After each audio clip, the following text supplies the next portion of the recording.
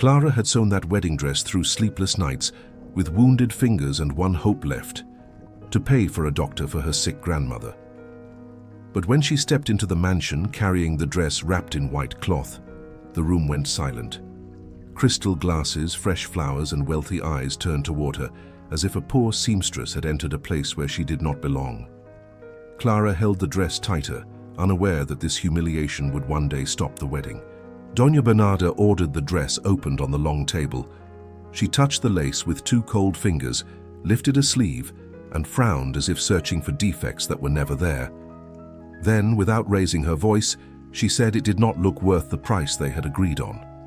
Clara swallowed the shame, kept her back straight, and said she had followed every adjustment, every stitch, every detail. She had not come to beg. She had come to be paid for the nights that had nearly broken her. The rich woman smiled without warmth, spoke of imaginary stains and invisible flaws, then snapped her purse shut. She would not pay a single coin until the dress looked worthy of her house. From the hallway, Valentina heard enough to freeze with one hand against the wall, but she said nothing. Clara took back only her worn handkerchief, not the dress, and left through the servants' door in the thin rain, with empty hands and a truth waiting to be revealed at the altar. Before that humiliation at the mansion, Clara's whole life fit inside a small adobe house at the edge of town, where wind slipped through the cracks and an old sewing machine stood at the center like a working altar. Her grandmother, Doña Inés, had spent her life making dresses for other women and had taught Clara as a child never to pull cloth in anger. Now she lay on a low bed, coughing softly into a handkerchief, with her medicine almost gone. When Doña Bernarda came to order Valentina's wedding dress, she did not ask before sitting down.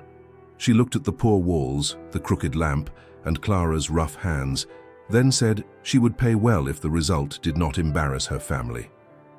Clara lowered her eyes, not from submission, but to calculate in silence medicine, food, a doctor's visit, and maybe a little milk for her grandmother. She accepted at once, because that dress felt like the first open door in months. From that night on, the house stopped sleeping. Clara sewed until the candle melted into a pool of wax, and the old machine shook as if it were tired too. Every stitch fell into the white fabric, while from the other room Doña Inés begged her to rest a little. Clara always answered that there was not much left, even when her fingers burned. To her, the dress was never a rich woman's luxury, but a fragile path toward a morning with medicine on the table and a doctor at the door. Doña Bernarda returned 3 days later with a folded magazine under her arm and her perfume filling the room before her voice did. The sleeve, she said, had to fall with more grace. The lace looked too plain, and Valentina deserved something more delicate. Clara listened in silence, measuring the fabric with tired eyes. Every change meant more hours, more thread, more candlelight. The rich woman never asked what it would cost. She only left her demands on the table and walked away. To buy better lace, Clara sold the small wooden box where her grandmother kept old buttons from years of sewing. Then she pawned a pair of tiny earrings, the only ones Doña Inés had worn to village celebrations. The old woman noticed the empty place on the shelf, but did not complain. She only touched the white fabric with trembling fingers and whispered that no dress should carry shame inside. Clara smiled faintly, though her hands hurt so much she could barely close them. When Valentina tried on the dress, the room fell silent. The fabric seemed made to breathe with her. The waist rested softly, and the sleeves covered her arms like a clean promise. For one moment, the bride looked at Clara with true gratitude, almost with guilt, as if she understood there was more than sewing in that dress. Doña Bernarda broke the silence, saying it still lacked refinement. That night, Doña Inés asked for needle and thread and hid a small flower in the hem. By then, Clara knew that the shining table in Doña Bernarda's salon was not holding a wedding dress, but weeks of silent hunger. Bernarda lifted the white fabric before her relatives as if she were judging a rag from the market. She pointed to a shadow that did not exist, to a seam no one else could see, to a drape she herself had requested. She never raised her voice. It was enough to say that Clara had mistaken desperation for value, and the room fell into a rich, easy silence. Clara felt her wounded fingers burning beneath the handkerchief, But she did not lower her head. She said she had followed every change, bought the finer lace with her own money, and needed the payment to bring a doctor before her grandmother's cough grew worse. Doña Bernarda snapped her purse shut with a calmness crueler than a scream. "The illnesses of the poor are not my concern," she murmured, then added that Clara should feel honored to have her sewing appear at such an important wedding. From the hallway, Valentina watched Clara press her lips together to keep from breaking. She wanted to speak, but one look from her mother froze her against the cold marble. No one defended the seamstress. Clara left without touching the dress, rain clinging to her hair and empty hands against her chest. At home, Doña Inés asked no questions. She saw the wet handkerchief, the missing coins, and understood. She simply made room beside the bed and held Clara's hand in silence. On the afternoon before the wedding, Valentina was left alone with the dress spread across her bed.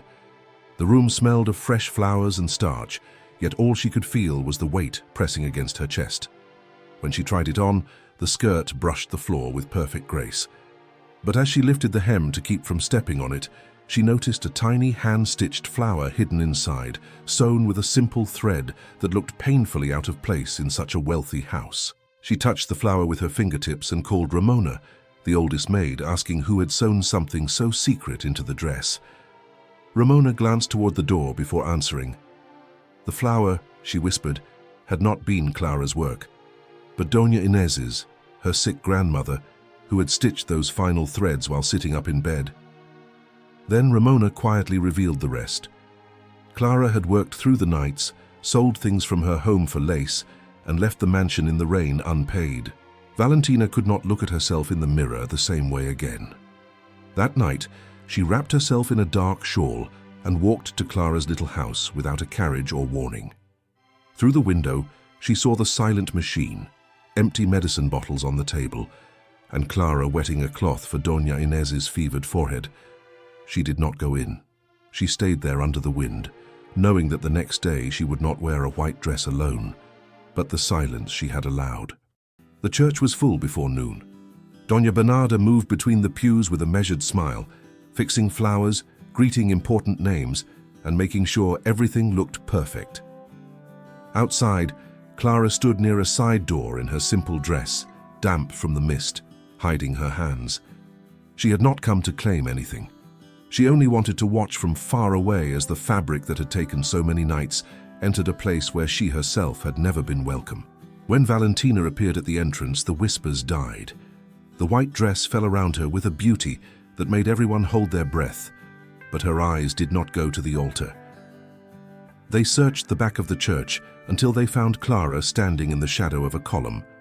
Martin stepped forward, confused, but Valentina raised one hand, asking him to wait. Then she did not move. The hidden flower in the hem felt heavier than the long train behind her. With a trembling voice, Valentina called Clara by name. She said the dress had not been born from the luxury of her house, but from a woman who sewed through endless nights while caring for a sick grandmother, then left the mansion without one coin. Doña Bernarda tried to stop her, pale with rage, but Martin stood beside the bride. Valentina looked at her mother and said shame was not a poor woman asking to be paid. Shame was wearing white over an injustice. Valentina did not move toward the altar. Before everyone, she took Clara's hand and asked Martin to bring the envelope he had prepared. He obeyed without looking at Doña Bernarda, and that simple gesture deepened the whisper running through the church. The bride placed the full payment into the seamstress's wounded hands, where all could see it. Clara did not smile. She only pressed the envelope to her chest, as if someone had finally spoken aloud that her work had value. Doña Bernarda paid without lifting her head. She did not lose her jewels or her mansion, but she lost something she had guarded more fiercely than either, the town's obedient respect. No one insulted her. It was worse than that. Guests turned their eyes away in silent shame, and the maids no longer lowered theirs before Clara. Only then did Valentina walk toward the altar, because the white dress no longer carried a hidden debt. Martin offered his arm, calm and steady. With that money, Clara brought a doctor to the little adobe house and filled the table with medicine again. Doña Inés remained frail, but she lived long enough to see her granddaughter open a small sewing shop where poor girls learned their first stitch and also how to charge for it with dignity. On the wall beside her grandmother's old scissors, Clara kept a piece of lace from the dress, not as a memory of humiliation, but as proof that dignity is sewn slowly, one stitch at a time.